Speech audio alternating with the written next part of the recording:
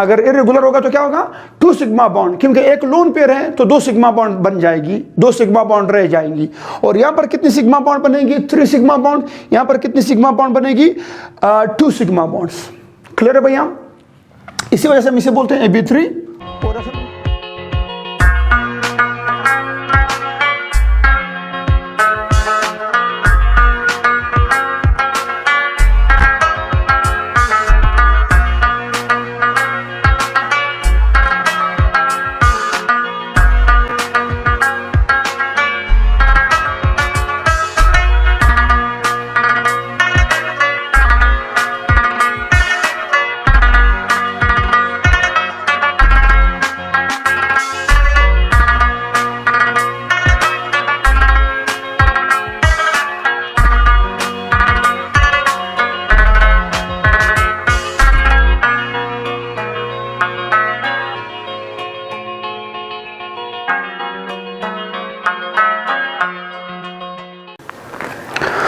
Hello अस्सलाम वालेकुम, कैसे हैं आप सब? उम्मीद करता हूँ आप लोग खुशबाश होंगे और मेरे लेक्चर्स को आप लोग एंजॉय करते रहे होंगे।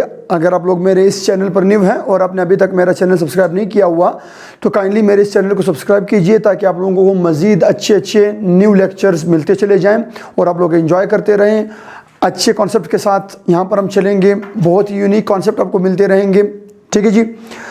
हम डिस्कस कर रहे थे chapter number 3 and the chapter number 3 chemical bonding. और केमिकल बॉन्डिंग में हम डिस्कस कर रहे थे वैलेंस बॉन्ड थ्योरी, और वैलेंस बॉन्ड थ्योरी में हम डिस्कस कर रहे थे हाइब्रिडाइजेशन टॉपिक। ठीक है जी।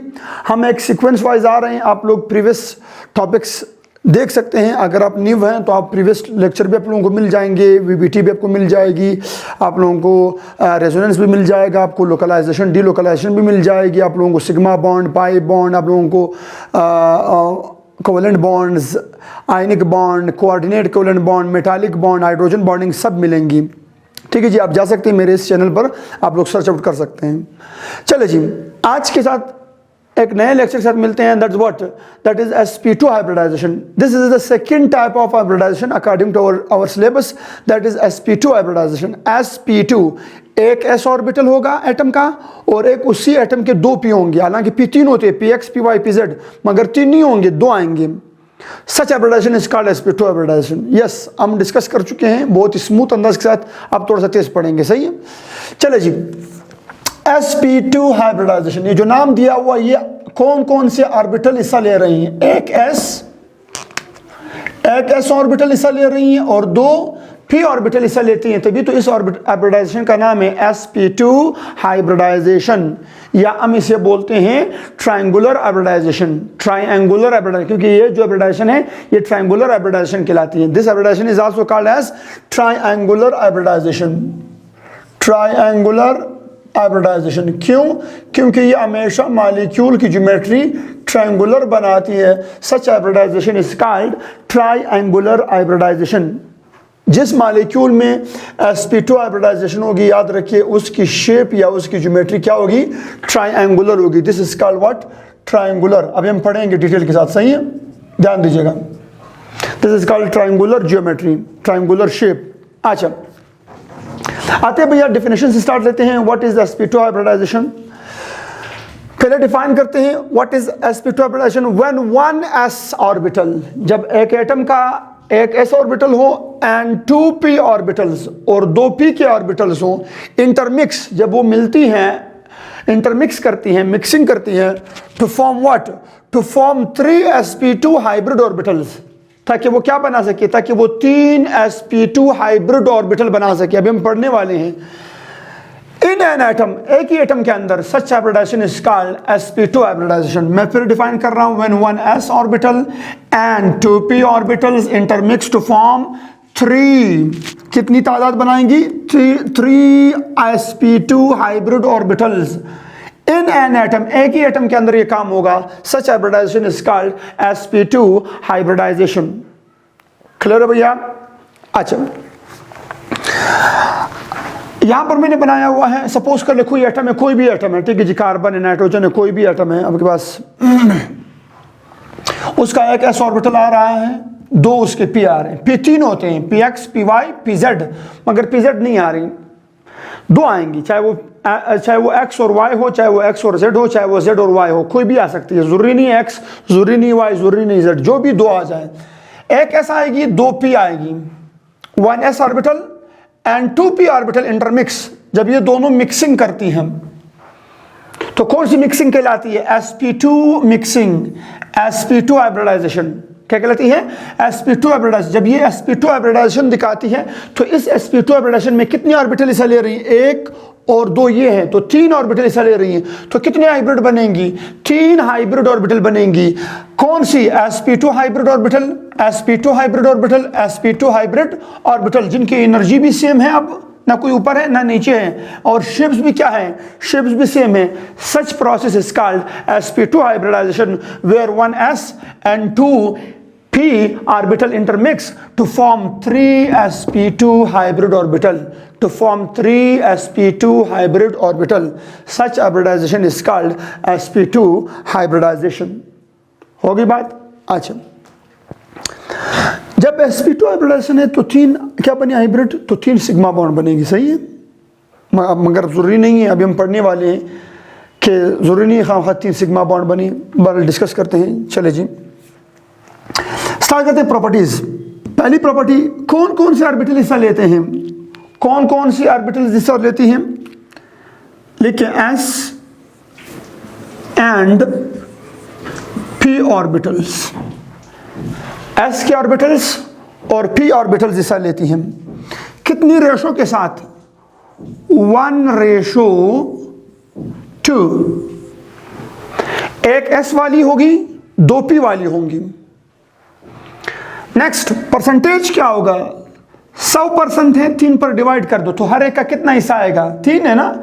100 में से 100% है तो 3 पर डिवाइड करो तो कितना आएगा? s का कैरेक्टरिस्टिक आएगा, याद रखिए 33%। s का हिस्सा क्या आएगा? 33%, मतलब 33.33%, 33.33%। और इसका हिस्सा आएगा p वालों का, उनका हिस्सा आएगा, चूंकि वो 2 हैं तो उनका आएगा 66.66%, 66.66%। ठीक है जी। 33% याद रखिए sp2 हाइब्रिडाइजेशन में s का हिस्सा या s कितना कंट्रीब्यूशन दे रही है? 33%। एंड p कितना कंट्रीब्यूशन कर रही है? 66%। सही है भैया, ये भी जरूरी पॉइंट है, अक्सर एंट्री टेस्ट में पूछी जाती है। अच्छा, जिस मॉलिक्यूल में sp2 हाइब्रिडाइजेशन होगी, खाने सुन ले सब, जिस हाइब्रिडाइजेशन में, जिस मॉलिक्यूल में sp2 हाइब्रिडाइजेशन होगी तो याद रखिए उस मॉलिक्यूल की ज्योमेट्री क्या होगी? ये मैंने वेस्पर थ्योरी में आप लोगों को पढ़ाया हुआ था, अगर याद हो।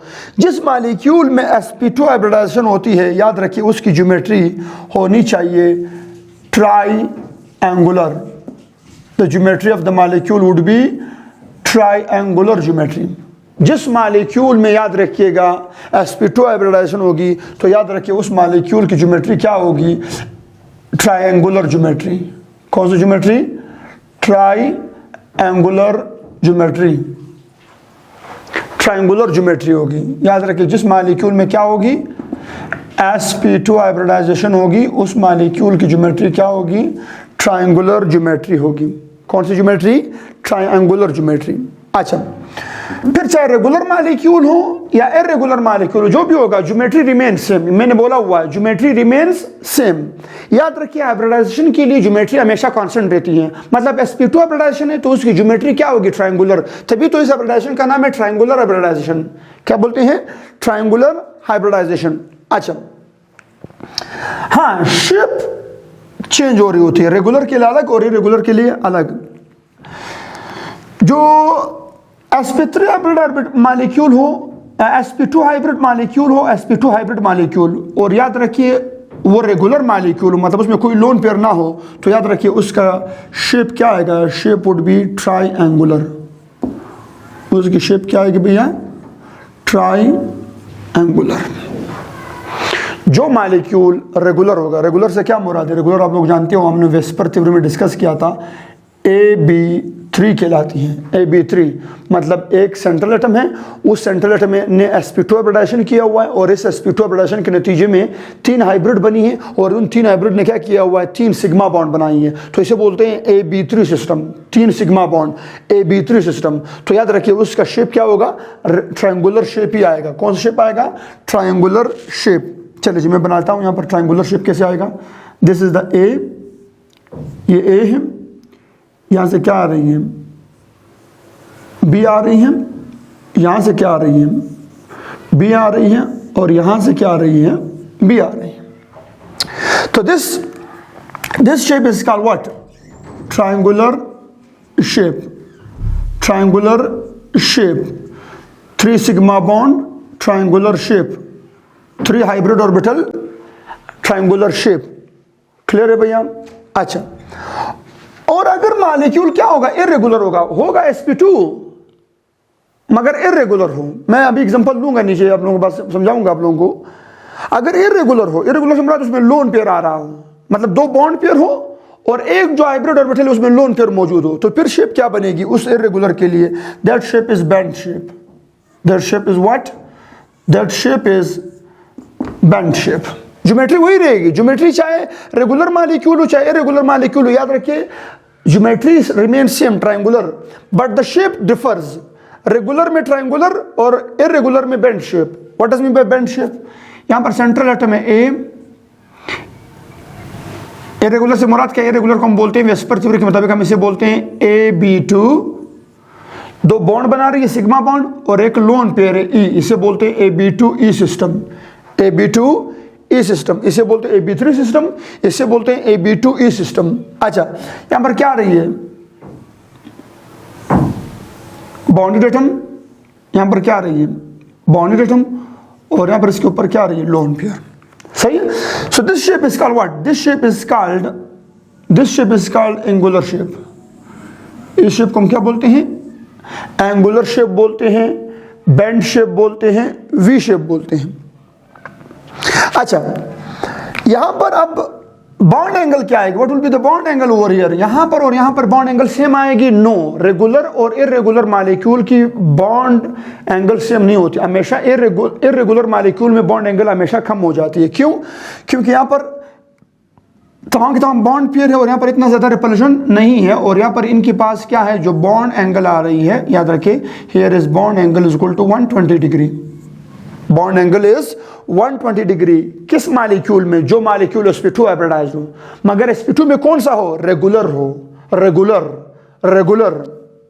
अच्छा, और जब इर्रेगुलर हो मतलब यहां पर लोन पेयर आ रही, तो लोन पेयर क्या करती है, लोन पेयर चूंकि ज्यादा रिपल्शन कॉज करती है, इस ज्यादा रिपल्शन की वजह से क्या हो जाती है, बॉन्ड एंगल कम हो जाता है। कितनी आ जाती है, here the bond angle is less than 120 degree.